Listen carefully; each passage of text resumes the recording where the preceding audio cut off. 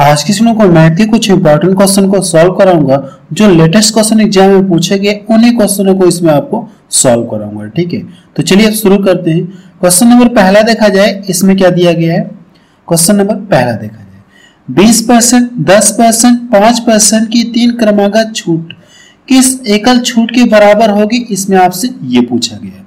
अगर ये तीनों छूटें मिला दी जाए तो किस एकल छूट के बराबर होगी, इसमें आपसे ये पूछा गया है। तो इस क्वेश्चन को हम दो तरीके से सॉल्व कर सकते हैं, एक रेशियो मेथड से और एक दूसरा है सक्सेसिव मेथड से सॉल्व कर सकते हैं। उसका फार्मूला क्या होता है मैं यहाँ पे लिख दे रहा हूँ। ठीक है, फार्मूला क्या होता है मैं यहाँ पे लिख दे रहा हूँ, a plus b minus a into b upon 100। आप इसके अनुसार भी क्या कर सकते हैं, सॉल्व कर सकते हैं। प्रतिशत कमी। अब देखिए a और b का मतलब कितना हो जाएगा, ये आपका पहले इन दोनों को हम लोग लेते हैं, पहले इन दोनों को क्या करेंगे, सॉल्व करेंगे। इन दोनों को जो सॉल्व करने के बाद जो एक मिलेगा, ठीक है, फिर उसको हम लोग क्या करेंगे, इसके साथ सॉल्व करेंगे। तो पहले हम लोग क्या करते हैं, इन दोनों को सॉल्व करते हैं, इसको a मान ले रहे हैं और इसको b मान ले रहे हैं, तो यहाँ पे रख के सॉल्व करते हैं। अगर देखिए दोनों को जोड़ेंगे तो कितना हो जाएगा, ये 30 मिलेगा, दोनों को जोड़ेंगे 30 मिलेगा। अब 30 में देखिए यहाँ से करेंगे तो कितना 20 इंटू 10, तो ये डबल जीरो से डबल जीरो कट जाएगा तो कितना बचेगा 2। तो 2 करना क्या आपको, 30 में से क्या करिए 2 घटाइए। जब 2 घटाएंगे तो ये कितना मिलेगा, ये 28%। क्लियर है। अब इसको करना क्या है, इन दोनों को जब मिला देंगे तो ये कितना हो जाएगा 28%। अब इसको एक बार करना है कि इसके साथ ऐड करना और इसी फॉर्मूले की सहायता से आपको सॉल्व करना है। तो जब दोनों को जोड़ेंगे तो ये कितना हो जाएगा, 28 और 5 जोड़ेंगे तो कितना हो जाएगा, ये 33। कितना मिलेगा, ये 33 आपको मिलेगा। क्लियर है, दोनों को जोड़ा मैंने इतना मिला। लेकिन यहाँ पे माइनस करेंगे, फिर दोनों का गुणा करेंगे, दोनों का गुणा करके क्या करना है आपको, दोनों का गुणा करके घटाना है। तो यह कितना हो जाएगा, ये 28 और गुणे 5 बटे 100। अब देखिए करना कि इसका गुणा करिए तो यहाँ से करेंगे तो 5 8 40 हो गया, 5 गुणा 10 14। नीचे डबल जीरो है तो ऊपर 2 अंक पे दशमलव लग जाएगी, यानी 1.4। अब इसमें से करिए कि आप 1.4 इसमें से घटा लीजिए। अगर मैं मान लूँ इसको 2 मान लूँ तो इसमें से 2 घटाएंगे तो कितना मिलेगा, ये 31 मिलेगा और ये 6 हो जाएगा। क्लियर है, तो इसका देखिए फोर्थ ऑप्शन इसका मैच कर रहा है। ठीक है, अगला क्वेश्चन देखा जाए, इसको आप रेशियो मेथड से सॉल्व कर सकते हैं, लेकिन ये देखो पूर्णांक में दिया गया तो मैंने क्या कर दिया, इसको फॉर्मूले के अकॉर्डिंग ही सॉल्व कर दिया। अगला क्वेश्चन देखा जाए, क्वेश्चन नंबर 2 देखा जाए, इसमें क्या दिया गया है। ये भी क्वेश्चन देखिए एग्जाम में पूछा गया है। देखिए क्वेश्चन नंबर 2 में इस तरह से दिया गया है और पूछा कि इसका मान किसके इक्वल होगा। अगर सॉल्व करेंगे तो इसका मान किसके इक्वल होगा। अगर आप ऊपर देखिए ध्यान से देखेंगे तो आपको क्या दिख रहा है, फार्मूला दिखेगा।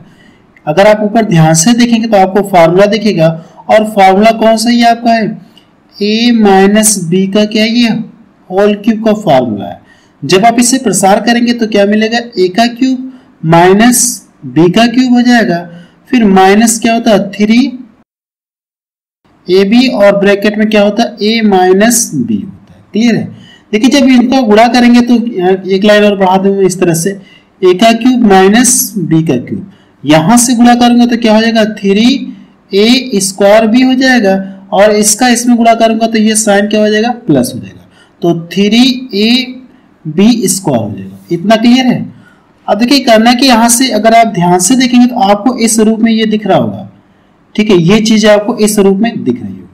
तो यहाँ पे देखेंगे अगर इसको a मान ले रहे हैं, इसको हम लोग क्या मान ले, a मान ले रहे हैं, या इसको हम लोग b मान ले रहे हैं, इसको हम लोग क्या मान ले, a मान ले, और ये हमारा क्या है, b है। तो कह सकते हैं कि a का क्यूब हो जाएगा माइनस b का क्यूब। अब यहाँ पे देखिए माइनस 3a का स्क्वायर का मतलब a का स्क्वायर और इंटू b। क्लियर है ये लाइन, फिर प्लस 3b का स्क्वायर देखिए है कि नहीं, तो कह सकते हैं कि ये किसका फार्मूला, इसका फार्मूला। तो इसको हम लोग क्या कर सकते हैं, डायरेक्ट लिख सकते हैं। तो यहाँ पे मैं डायरेक्ट लिख ले जाऊँ a माइनस बी, a का मान कितना है, ये 62, a का मान कितना 62 माइनस कितना हो जाएगा, ये 22 का होल क्यूब। क्लियर है। और नीचे कितना बचा, ये 8 गुणे 8 गुणे 8। अब इसको जब घटाएंगे तो ये कितना मिलेगा, 40 मिलेगा।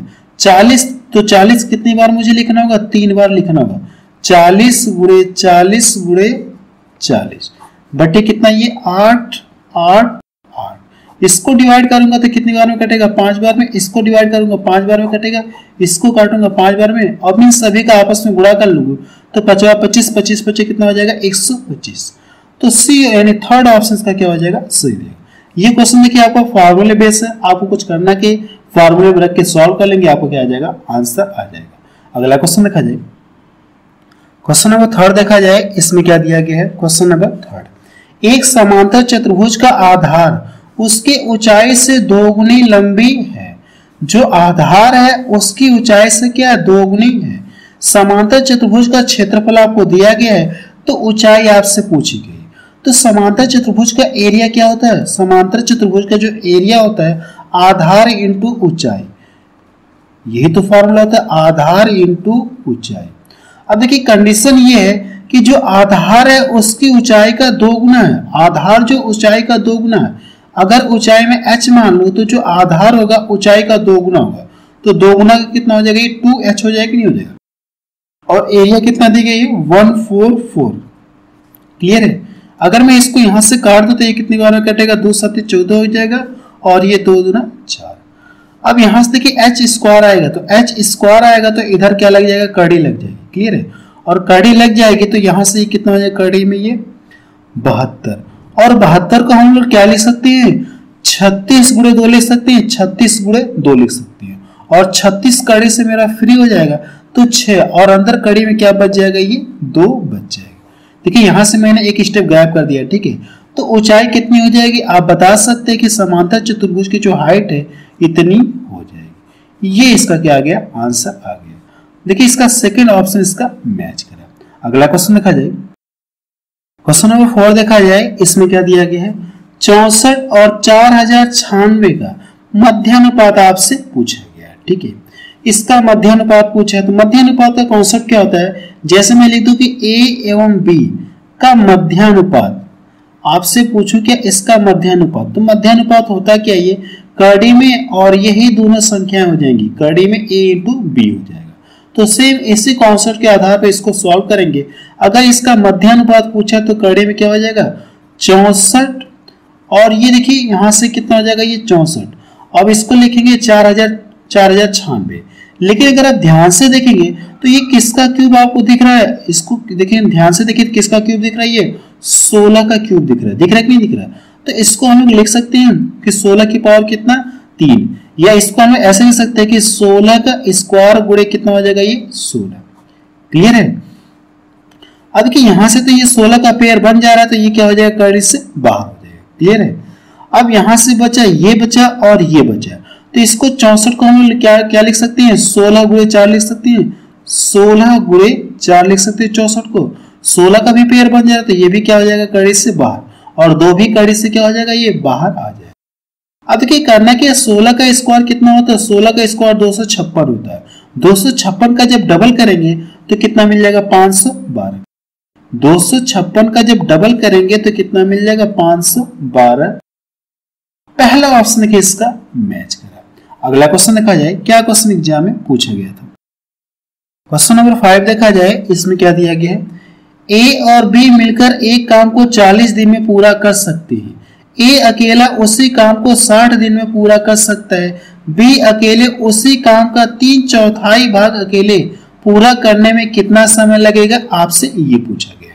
तो सबसे पहले यहां से लिख लीजिए A प्लस B दोनों मिलकर अगर कार्य करेंगे तो इतने दिन में करने के लिए कह रहे हैं, जबकि A करेगा तो 60 दिन में करने के लिए कह रहा है।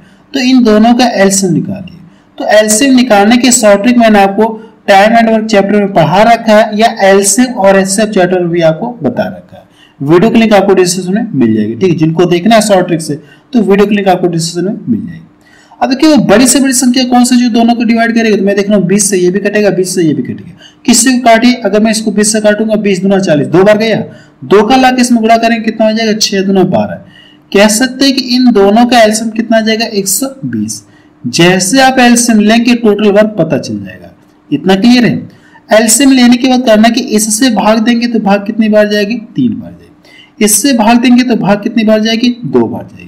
ऐसा करने के बाद मुझे ये पता चलता है कि दोनों मिलकर एक दिन में कितना 3 काम करें, जबकि ए अकेले कितना काम करा 2 काम करा। अगर बी पूछूं बी कितना काम करा तो करें क्या, इसको घटाएंगे तो कितना आएगा 1। कह सकते कि जो बी है एक दिन में कितना काम करा, ये 1 काम करा। और करना क्या, टोटल कार्य का करना क्या आपको 3/4, तो अगर आप इसका 3/4 करेंगे 120 3/4, और ये काम किससे करवाना, बी से करवाना। बी एक दिन में कितना एक काम कर रहा है, तो एक से भाग दें, कोई फर्क होगा ही नहीं। तो इसको डिवाइड करेंगे, 4 3 12 हो गया, और ये 3 3 कितना हो जाएगा, ये 90। ठीक है, तो कितना दिन का समय लेगा, बी 90 दिन का समय लेगा। पहला ऑप्शन देखिए इसका मैच करा। अगला क्वेश्चन देखा जाए, क्वेश्चन नंबर 6 देखा जाए। इसमें क्या दिया गया है, 5,000 रुपए की राशि 10% वार्षिक ब्याज दर पर 3 वर्षों के लिए जमा की गई। ब्याज वार्षिक रूप से चक्रवृद्धि होता है। ब्याज की रेट क्या है, ये चक्रवृद्धि ब्याज की बात की गई है। तो 2 वर्षों और 3 वर्ष के ब्याज का अंतर आपसे पूछा गया। हमसे पूछा गया ब्याजों का अंतर पूछा गया, 2 वर्ष और 3 वर्ष के ब्याज का अंतर पूछा गया। तो इस क्वेश्चन को आप 2-3 तरीके से सॉल्व कर सकते हैं। ठीक है, मैं आपको एक तरीका बता रहा हूं। देखिए, सबसे पहले ये टाइम कितना 2 और 3 वर्ष दिया गया, तो 1 वर्ष हो जाएगा, और ये 2 वर्ष, और इस तरह से आप 3 वर्ष लिखेंगे। यहां तक क्लियर है। अब देखिए, अगर पहले वर्ष की बात की जाए तो पूरे धन पे 10% ब्याज बनेगा।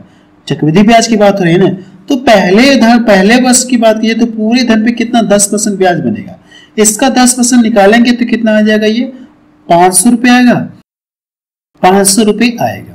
जैसे अब अगले साल में एंट्री करेंगे, दूसरे साल में, तो यहाँ पे भी 500 रुपये ब्याज बनेगा। ठीक है, इसका कॉन्सेप्ट मैंने आपको चैप्टर में पढ़ा रखा है, यहाँ पे मैं आपको डायरेक्ट क्वेश्चन को सॉल्व करा रहा हूँ। ठीक है, अगर जिनको कॉन्सेप्ट सीखना है इसका, कोई कैसे कैसे लिख रहे हैं, तो वीडियो के लिंक आपको डिस्क्रिप्शन में दे दूंगा, चक्रवृद्धि ब्याज चैप्टर आप वहां से पढ़ सकते हैं। जैसे आप तीसरे साल में एंट्री करेंगे तो ये आपका 500, तो ये ब्याज बनेगा, ये हमेशा समान रहेगा। लेकिन जैसे यहाँ पे देखा जाए, तो जैसे मैं दूसरे साल में एंट्री किया तो ये ब्याज तो बनेगा ही, लेकिन जो पिछले वर्ष का ब्याज है इस पर भी ब्याज बनेगा, क्योंकि चक्रवृद्धि ब्याज की बात हो रही है, तो इस पर भी ब्याज बनेगा। और रेट है कितनी है, 10%। इसका 10% निकालेंगे तो कितना आ जाएगा, ये 50 रुपए। क्लियर है।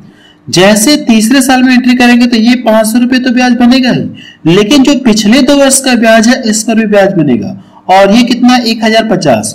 1050 का 10% निकालेंगे तो कितना आ जाएगा, 1050 का 10% निकालेंगे तो कितना आएगा, 105 आएगा। क्लियर है, कितना आ जाएगा, 100।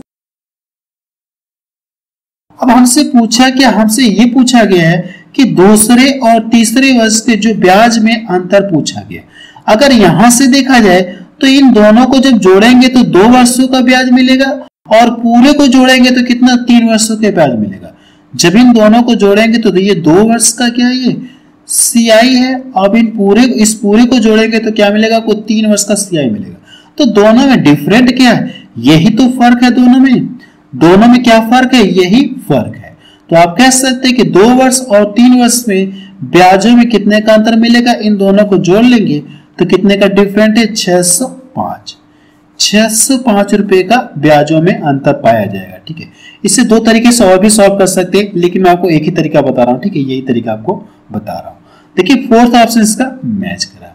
अगला क्वेश्चन देखा जाए, क्वेश्चन नंबर 7 देखा जाए। इसमें क्या दिया गया, कॉट थीटा बराबर आपको कॉट 30 यानी 30 डिग्री दिया, कॉट 60 डिग्री। तो थीटा कोई न्यून कोण है, तो थीटा का मान आपसे पूछे, यानी थीटा का जो मान होगा वो 90 डिग्री से कम होगा।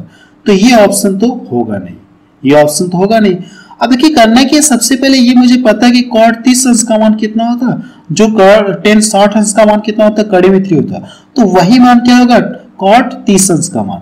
तो इसका मान कितना हो जाएगा, ये कड़ी में 3, और ये कॉट 60 अंश का मान कितना, तो 1 कड़ी में 3 होता है। क्लियर है, ये इससे कट जाएगा तो बचेगा क्या, 1 बचेगा। तो कॉट थीटा बराबर कितना हो जाएगा, यहाँ से कॉट थीटा बराबर 1। तो आप कह सकते हैं कॉट में, अगर कॉट में बात की जाए तो थीटा के कितने मान के लिए उसका मान 1 होगा, कितने डिग्री मान के लिए उसका मान 1 होगा, तो आप बताएं कितना, 45। क्लियर है। कॉट 45 अंश का मान कितना होता है, 1 होता है। तो थीटा बराबर कितना आ जाएगा, यहाँ से 45 आ जाएगा, 45 डिग्री आ जाएगा। 3rd ऑप्शन इसका मैच करा। अगला क्वेश्चन देखा जाए, क्वेश्चन नंबर 8 देखा जाए। इसमें क्या दिया गया है, एक दुकानदार 50 रुपए प्रति केजी और 60 रुपए प्रति केजी और क्या है, ये 75 रुपए प्रति केजी मूल्य के 3 प्रकार के चावल इस रेशियो के अनुपात में मिलाता है। कितने, यानी क्या कहा, कितने रुपए मिश्रण का औसत मूल्य होगा, आपसे ये पूछा गया। यानी कितने रुपए प्रति केजी मिश्रण का औसत मूल्य होगा, आपसे ये पूछा गया। तो सबसे पहले ये देखिए करना कि ये कितनी कितनी क्वांटिटी है आपको दी गई, मात्रा इतनी इतनी है, तो यहां से करेंगे। अगर 50 केजी वाला चावल, प्रति केजी वाला चावल कितना ये मिला रहा है, ये 3 यूनिट मिला रहा है, 3 यूनिट मिला यानी 3 केजी मिला रहा है। तो यहां से इसका प्राइस कितना हो जाएगा, 150 रुपए। कितना हो जाएगा, ये 150 होगा। क्लियर है। अब ये 60 वाला कितना मिला रहा है, ये 1 केजी मिला रहा है, तो यहां से कितना हो जाएगा, ये 60 रुपए हो जाएगा। अब यहां से देखिए 75 रुपए वाला कितना मिला रहा है, ये कितना मिला, 2 केजी, तो 75 दूना कितना हो जाएगा, ये 150 हो जाएगा। क्लियर है। अब इन सभी को जोड़कर करना क्या, जो टोटल मात्रा है इससे डिवाइड कर देना। औसत के लिए क्या करना आपको, ये जो टोटल है इसकी मात्रा से डिवाइड करना होगा। तो इनको जोड़ेंगे तो कितना मिल जाएगा, वैसे ना छोटी संख्या तो मैं डायरेक्ट जोड़ ले रहा हूँ। ठीक है, यहां से आपको एवरेज का कॉन्सेप्ट नहीं बता रहा हूँ, चूंकि संख्याएं छोटी है मैं डायरेक्ट जोड़ ले रहा हूँ। ठीक है, इन दोनों को जोड़ेंगे कितना मिल जाएगा, ये 300 मिलेगा, और ये जोड़ेंगे तो कितना मिल जाएगा, 360। अब देखिए टोटल मात्रा कितनी है, 3 कितना हो जाएगा, 3 6 केजी। तो 6 से इसमें क्या करेंगे, आप डिवाइड करेंगे, कितना हो जाएगा, रेशियो में जोड़ेंगे तो 6 मिलेगा नहीं मिलेगा, तो 6 से डिवाइड करेंगे तो आपको औसत पता चल जाएगा, 6 के 36, 60 रुपए प्रति केजी। ये एवरेज आपको पता चल गया। मिलाने के बाद इस रेट से वो बेचेगा यानी औसत पता चल जाएगा। तो इसका देखिए 4th ऑप्शन इसका मैच करा, औसत मूल्य आपको पता चल गया। ठीक है, अगला क्वेश्चन देखा जाए। क्वेश्चन नंबर 9 देखा जाए, इसमें क्या दिया गया है, यदि x प्लस 2y बराबर 10 है, 2xy बराबर 9 है, तो आपसे पूछा कि x माइनस 2y का मान आपसे पूछा गया है, क्या होगा। देखिए आपको एक फार्मूला पता होगा, फार्मूला ये है कि x या a के फॉर्म में लिख ले रहे हैं, ए बी के फॉर्म में लिख ले रहे हैं। ठीक है, a माइनस बी का होल स्क्वायर का फार्मूला क्या होता है, a प्लस बी का होल स्क्वायर, और यहां से क्या हो जाएगा, -4ab। लिख सकते नहीं लिख सकते, जब इसको प्रसार करेंगे और इसको प्रसार करेंगे तो दोनों चीजें सेम हो जाएंगे, होंगे कि नहीं होंगे। तो क्या इसको आप ऐसे भी तो लिख सकते हैं, a माइनस बी बराबर ये स्क्वायर है, इधर आके क्या लग जाएगा, रूट लग जाएगा। तो इसको आप ऐसे लिख सकते हैं, a प्लस बी का होल स्क्वायर -4ab। क्लियर है, इसको आप ऐसे लिख सकते हैं। अब देखिए a का मतलब यहाँ पे कितना है, a का मतलब कितना है, यहाँ पे ये x है, और ये b का मतलब कितना है, यहाँ पे ये 2y है, 2y। तो अगर हम लोग इससे कंपेयर करें तो यहाँ पे हम लोग लिखने जा रहे हैं, ये a का मतलब ये x है, और y का मतलब क्या है, ये b है, तो हम लोग यहाँ पे लिखने जा रहे हैं। तो यहाँ से कितना हो जाएगा, ये डायरेक्ट मैं इसमें रख रहा हूँ। ठीक है, फार्मूले में डायरेक्ट रख रहा हूँ। तो ये x माइनस कितना हो जाएगा, ये 2y बराबर, आप देखिए करड़े के अंदर क्या होगा, करड़े के अंदर इसका स्क्वायर यानी कि इस वाले का स्क्वायर होगा, a प्लस बी का मतलब इसका स्क्वायर करेंगे तो 10 का स्क्वायर करेंगे कितना हो जाएगा, ये 100 हो गया। अब इसके आगे क्या लिखना है आपको, -4ab, 4a का मतलब कितना, ये x है, और y का मतलब कितना ये है, इसको आप ऐसे लिख सकते हैं 2y, तो 2 को मैं अलग कर दे रहा हूँ। ठीक है, 2 को अलग कर दूंगा, ये y मैं लिख दे रहा हूँ, यानी b के स्थान पे मैंने क्या लिख दिया, 2y लिख दिया, लेकिन 2 को मैंने अलग कर दिया। ठीक है, क्यों अलग किया अभी मैं तो बता रहा हूँ। ठीक है, अब देखिए यहां से हम लोग क्या कर सकते हैं, एक्स वाई बराबर हम लोग क्या लिख सकते हैं, 9/2 लिख सकते हैं कि नहीं लिख सकते। तो इसके स्थान पे हम लोग क्या लिख सकते हैं, 9/2 लिख सकते हैं, इसके स्थान पे हम लोग 9/2 लिख सकते हैं, यहाँ पे मैं लिख रहा हूँ।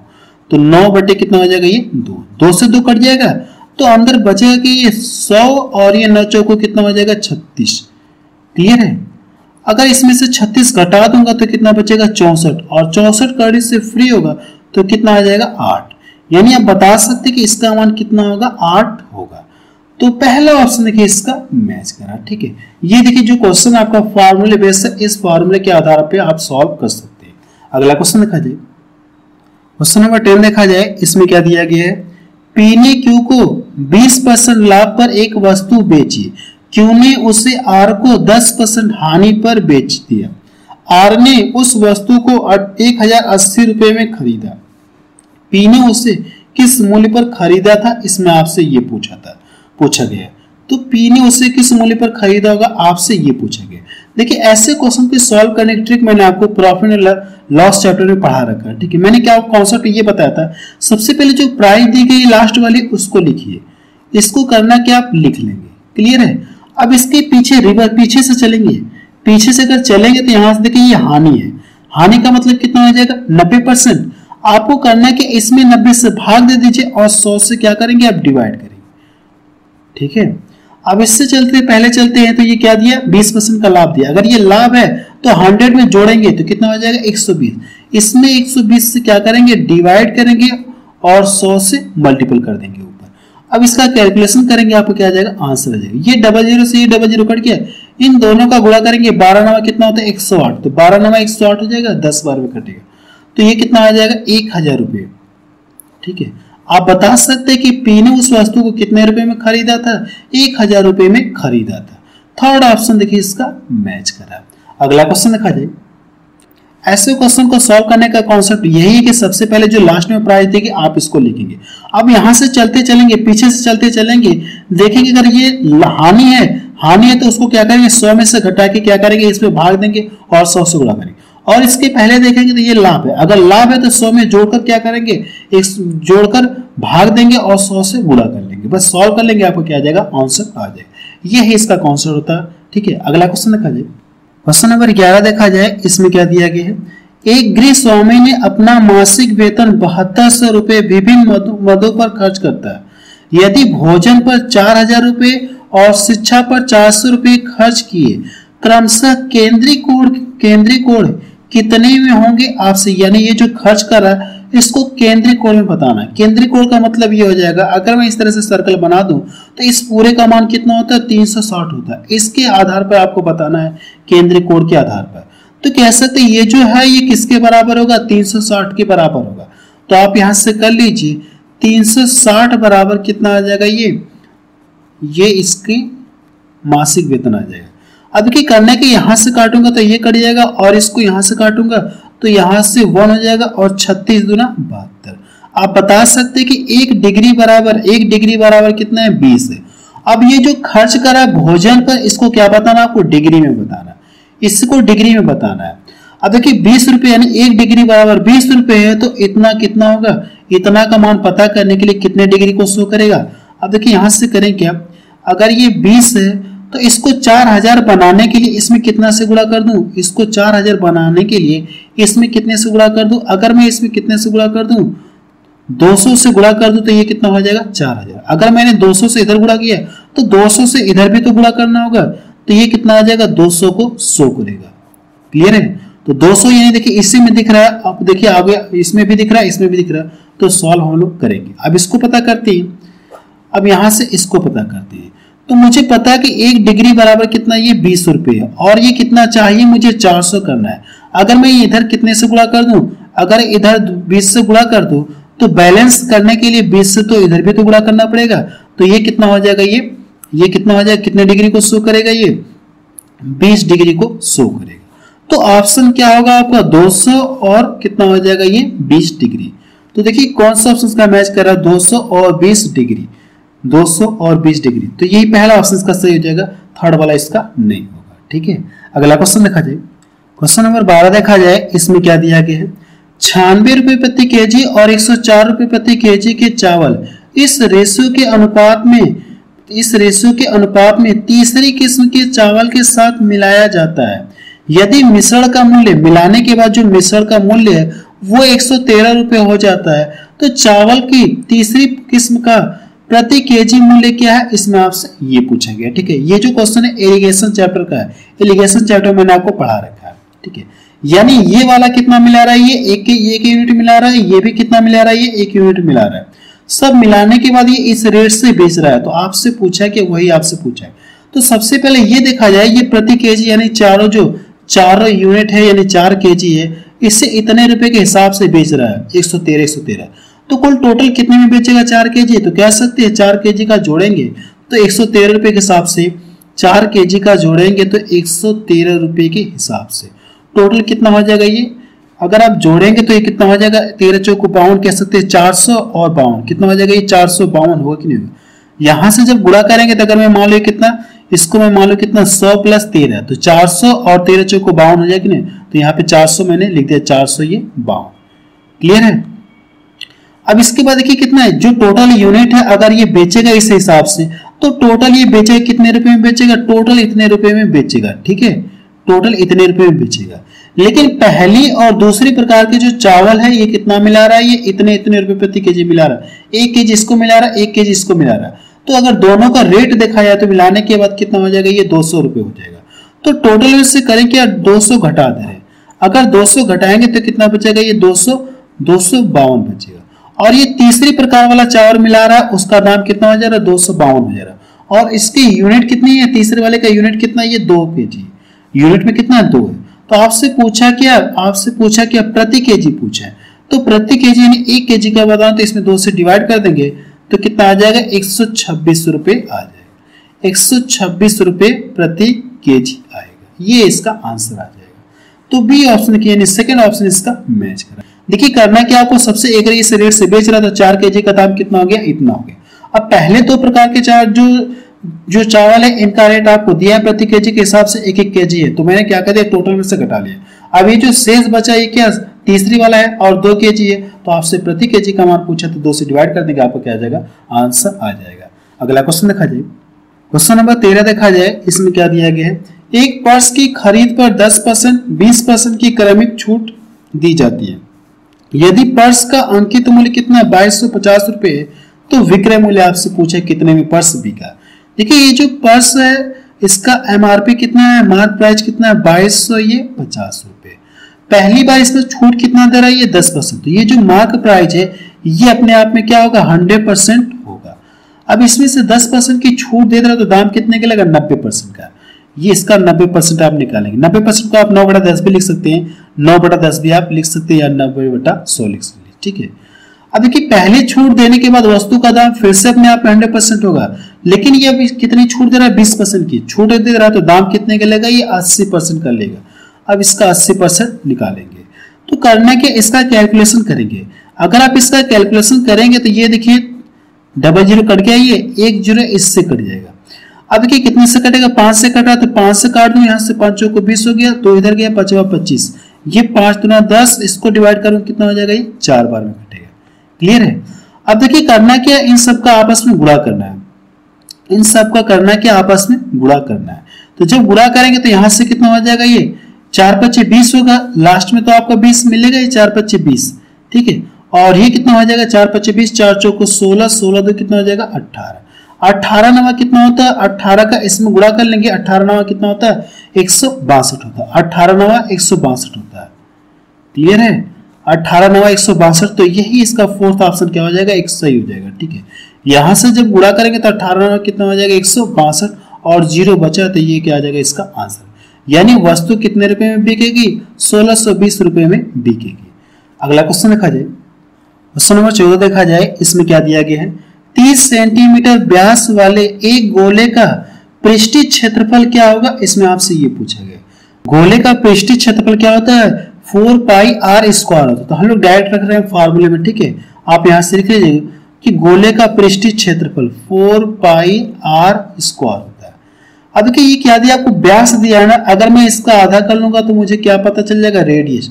रेडियस कितनी आ जाएगी, 15, तो यहां से ये 4 हो जाएगा, और पाई का मान कितना दिया है, 3.14 दिया है।